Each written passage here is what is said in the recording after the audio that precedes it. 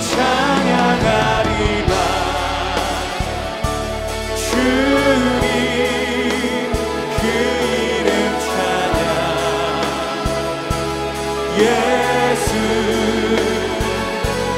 크신 주 이름 나 찬양하리라.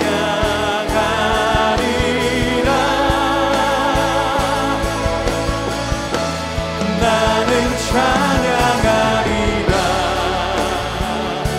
주님 그 이름 찬양. 예수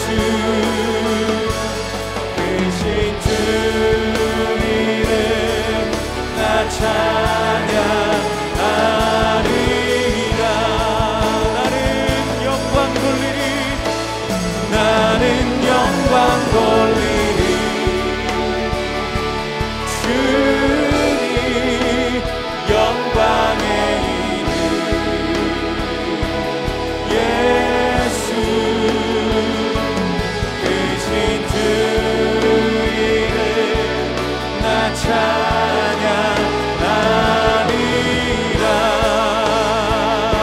크신 주 이름 크신 주 이름 나 찬양하리라.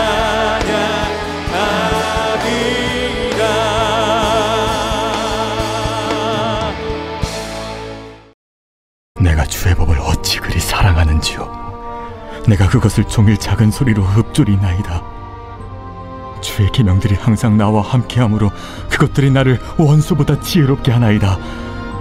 내가 주의 증거들을 늘 읊조림으로 나의 명철함이 나의 모든 스승보다 나으며 주의 법도들을 지킴으로 나의 명철함이 노임보다 나으니이다. 내가 주의 말씀을 지키려고 발을 금하여 모든 악한 길로 가지 아니하였사오며 주께서 나를 가르치셨으므로 내가 주의 규례들에서 떠나지 아니하였나이다. 주의 말씀의 맛이 내게 어찌 그리 단지요. 내 입에 꿀보다 더 다니이다. 주의 법도들로 말미암아 내가 명철하게 되었으므로 모든 거짓 행위를 미워하나이다. 주의 말씀은 내 발의 등이요 내 길의 빛이니이다. 주의 의로운 규례들을 지키기로 맹세하고 굳게 정하였나이다. 나의 고난이 매우 심하오니 여호와여 주의 말씀대로 나를 살아나게 하소서. 여호와여 구하오니 내 입이 드리는 자원 제물을 받으시고 주의 공의를 내게 가르치소서. 나의 생명이 항상 위기에 있사오나 나는 주의 법을 잊지 아니하나이다. 악인들이 나를 해하려고 올무를 놓았사오나 나는 주의 법도들에서 떠나지 아니하였나이다. 주의 증거들로 내가 영원히 나의 기업을 삼았사오니 이는 내 마음의 즐거움이 됨이니이다. 내가 주의 율례들을 영원히 행하려고 내 마음을 기울였나이다. 네, 사랑합니다. 네, 오늘은 성공이 아니라 성경입니다 라는 제목을 가지고 여러분과 함께 말씀을 나누려고 합니다. 저는 넌센스 퀴즈를 좋아합니다. 그래서 넌센스 퀴즈를 많이 알고 있습니다. 기독교에 대한 넌센스 퀴즈도 있는데요. 성경은 총 66권으로 되어 있죠. 그러면 총 몇 장으로 되어 있을까요? 네, 1189장으로 되어 있다고 합니다. 그럼 성경은 총 몇 글자로 되어 있는지 아십니까? 네, 성경은 총 2글자로 되어 있습니다. 성경. 네, 어색하니까 한 번만 더 해보겠습니다. 네, 성경책에서 가장 두꺼운 장은 어느 장일까요? 성경책에서 가장 두꺼운 장은 네, 겉장이 가장 두껍다고 합니다. 오늘 여러분과 읽은 이 말씀은 넌센스가 아니고 성경에서 가장 두꺼운 장이라고 하면 시편 119편을 얘기합니다. 시편 119편은 무려 176절로 되어 있습니다.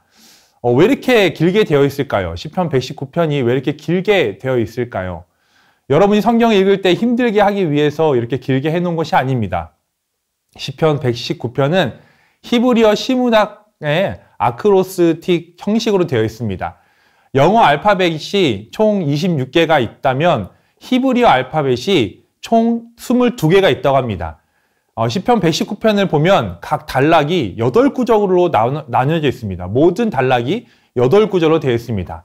즉 22개의 알파벳, 히브리 알파벳으로 시작하는 22개의 연으로 8구절씩 해서 총 179절로 구성되어 있습니다. 시편의 주제는 하나님의 말씀입니다. 그래서 가장 많이 나오는 단어가 하나님의 말씀, 주의 법, 주의 율례입니다. 또한 22단락마다 단락에 맞는 주제들이 있습니다. 저와 여러분이 읽은 오늘 97절부터 104절의 주제는 하나님의 말씀에 대한 사랑입니다. 또한 105절부터 112절의 말씀은 그 사랑하는 하나님의 말씀이 내 삶의 등불이고 빛이 된다는 것입니다. 여러분에게 질문 하나 하려고 합니다. 여러분은 말씀을 얼마나 읽고 계신가요? 혹시 여러분 후딱 신자라고 들어보셨나요? 후딱 신자? 말씀을 너무 읽지 않아서요. 이 성경책에 먼지가 이렇게 쌓여 있는 거예요. 주일날 이렇게 먼지가 쌓여 있어서 이 먼지가 쌓여 있으니까 이게 후 불고 탁 치고 가지고 간다라고 해서 옛날에 후딱 신자가 있다라고 이렇게 우스갯소리로 얘기한 적이 있습니다. 어떤 분은 이 성경책이 너무 귀중해서 박물관에 가면 이게 귀중한 물건 이렇게 유리상자에 넣어놓잖아요. 그래서 성경책을 유리상자에 이렇게 넣어놓고 모셔놓는 분들도 계시다고 합니다. 그만큼 성경을 참 읽지 않는다는 것이죠. 여러분 성경책은 어디 있습니까? 여러분 성경책을 얼마나 읽고 있습니까? 미국의 복음주의 전도자 D.L. 무디는 이런 말을 했습니다. 100명 중 1명은 성경을 읽고 나머지 99명은 그리스도인을 읽는다. 100명 중 1명은 하나님의 말씀에 집중하고 나머지 99명은 사람을 본다는 의미와 같습니다. 100명 중 1명은 하늘을 보고 나머지 99명은 땅을 본다는 의미와 같습니다. 100명 중 1명은 하늘을 위해 살고 나머지 99명은 땅을 위해 산다는 의미와 비슷하죠. 오늘 말씀을 함께 나누고 있는 여러분이 성경을 읽는 상위 1%의 사람들이 되길 소망합니다. 또한 그 1%에 들어가기 위해 열심히 말씀을 읽겠다고 다짐하는 예수님의 제자들이 되길 소망합니다. 오늘 함께 읽은 말씀은 히브리어 알파벳 22개 중에 13번째와 14번째입니다. 13번째 단락인 97절과 104절의 주제는 하나님을 얼마나 사랑하는가입니다. 97절 한번 읽어볼까요? 내가 주의 법을 어찌 그리 사랑하는지요. 내가 그것을 종일 작은 소리로 읊조리나이다. 아멘. 이 구절을 해석하면 저는 이렇게 얘기할 수 있습니다. 하나님을 너무 사랑합니다. 그래서 하나님의 말씀을 매일 읽고 묵상하고 있다는 뜻입니다. 하나님을 사랑하면 말씀을 사랑하게 됩니다. 바꿔 말하면 말씀을 사랑하면 하나님을 사랑하게 된다는 것입니다. 저는 아내와 소개팅으로 만나서 1년 연애하고 결혼했습니다. 연애하면서 제가 아내를 사랑하고 있다고 알게 된 것은 함께하는 시간, 함께하고 싶은 시간이 많았습니다. 맛있는 거 먹을 때도 함께하고 싶고 또 좋은 곳에 갈 때도 아내와 함께하고 싶고 뭔가 함께하고 싶은 시간이 많이 있습니다.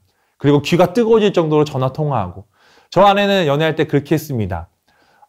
제가 양지에서 학교에 공부하고 있었고 아내 일산에 살고 있었는데요. 피곤해도 어떻게든 데려다 주고 싶었고 사랑하니까 아내가 양지에 저를 데려줬는데 다시 제가 일산으로 또 데려주고 왜요? 함께하고 싶으니까. 사랑하니까 너무 피곤해도 함께하고 싶고 그 시간을 매 순간순간마다 함께하고 싶은 것입니다.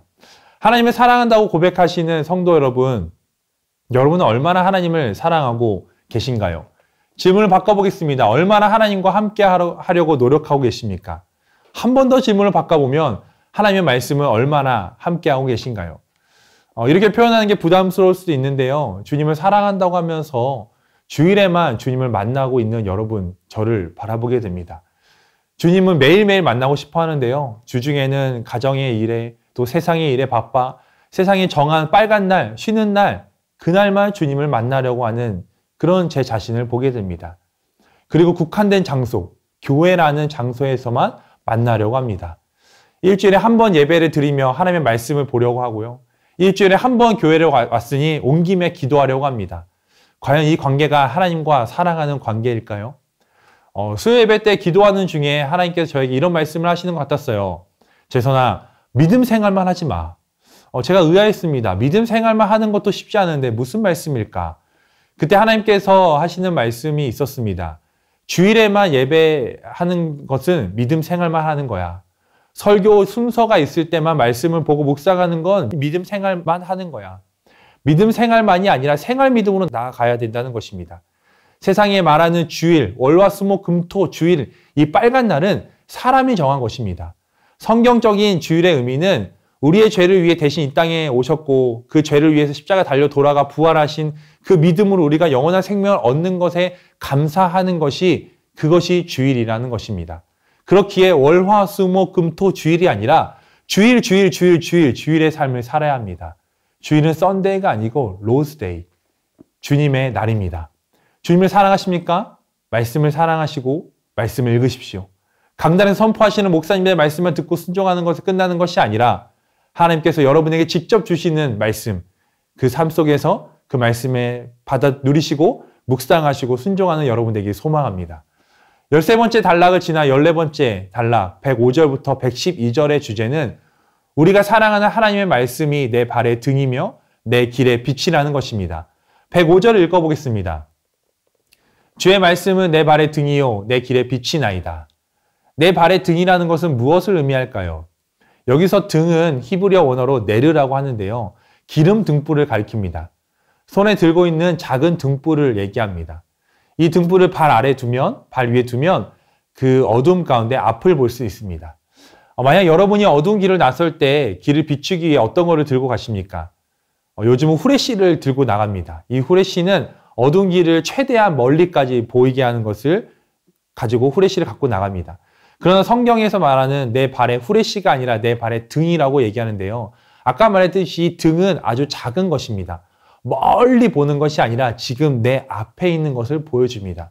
그 불을 보고 한 걸음 한 걸음 걸어 나아가는 것입니다. 하나님은 여러분과 한 걸음 한 걸음 함께 걸어가고 싶어 하십니다. 하나님이 내가 가야 할 곳이 어디입니까? 하나님 저 앞의 길, 내 미래의 길을 보여주세요 라고 하는 것이 아니라 하나님은 한 걸음 한 걸음 말씀을 가지고 나아가는 것을 원하고 계십니다. 105절에 말하는 등은요. 앞에만 비추는 것이 아니라 만약 이 등을 실내에 가져와서 실내에 등을 켜면요. 내 뒤에 보이지 않았던 것이 보입니다. 내 옆에 보이지 않은 것들이 보입니다. 여러분 삶 속에서 말씀을 여러분 삶 속에 등을 두면요. 보이지 않은 것들이 보입니다. 하나님의 말씀의 등이 켜지면 보이지 않았던 희망이 보입니다. 보이지 않았던 사랑이 보입니다. 보이지 않았던 기쁨이 보입니다. 보이지 않았던 사람이 보입니다. 그리고 보이지 않았던 여러분 자신이 보이게 됩니다. 삶이 너무 힘들어서 말씀의 등을 켤 힘도 없는 분들이 많이 있습니다. 그런데 오늘 말씀의 등을 켜서 삶을 이겨 나아가야 합니다. 왜냐하면 오늘 말씀은 이렇게 기록하고 있기 때문입니다. 107절 말씀입니다. 나의 고난이 매우 심하오니 여호와의 주의 말씀대로 나를 살아나게 하소서. 109절입니다. 나의 생명이 항상 위기에 있사오니 나는 주의 법을 잊지 아니하나이다. 말씀이 어두움 가운데 있는 여러분의 삶의 빛이 되기 소망합니다. 고난 가운데 있는 여러분에게 힘이 되기 소망합니다. 절망 가운데 있는 여러분에게 희망이 되길 소망합니다. 저는 오늘 말씀의 제목을 성공이 아니라 성경이라고 적었습니다. 이 제목은 제가 좋아하는 목사님께서 하신 말씀인데요. 여러분의 마음에도 새겨지길 소망합니다. 모든 사람들이 성공을 붙들려고 할 때 성경을 붙드십시오. 돈을 따라가려고 할 때 예수를 따라가는 여러분에게 소망합니다. 하나님을 사랑한다고 말로만 고백하는 신앙이 아닌 하나님을 사랑하는 마음으로 말씀을 읽고 말씀을 붙드는 신앙이 되길 소망합니다. 믿음 생활만 하는 것이 아니라 생활 믿음으로 나아가는 그래서 매일의 삶 가운데 하나님의 말씀을 가운데 살아가는 여러분 되길 소망합니다. 마지막으로 앤드루 보나라는 성경학자가 본인의 3가지 삶의 원칙이 있다고 하는데요. 그 삶의 원칙을 나누고 말씀을 마무리하려고 합니다. 앤드루 보나는 이렇게 삶의 원칙을 말합니다. 첫 번째, 주님께 먼저 기도를 드리기 전에 누구에게도 이야기하지 않는다. 두 번째, 기도하기 전에는 아무 일도 하지 않는다. 세 번째, 성경을 읽기 전에는 어떠한 책도 보지 않는다. 말씀으로 하루를 시작하는 여러분이 되기 소망합니다. 기도하겠습니다. 하나님을 사랑한다고 말로만 하는 신앙이 아닌 말씀을 붙들고 사는 신앙의 삶을 살게 하소서. 아멘. 어두운 내 삶에 말씀으로 빛을 비추게 하시고 한 걸음 한 걸음 하나님과 함께 나아가는 삶을 살게 하소서. 아멘. 하루의 삶을 말씀으로 시작하게 하소서. 아멘.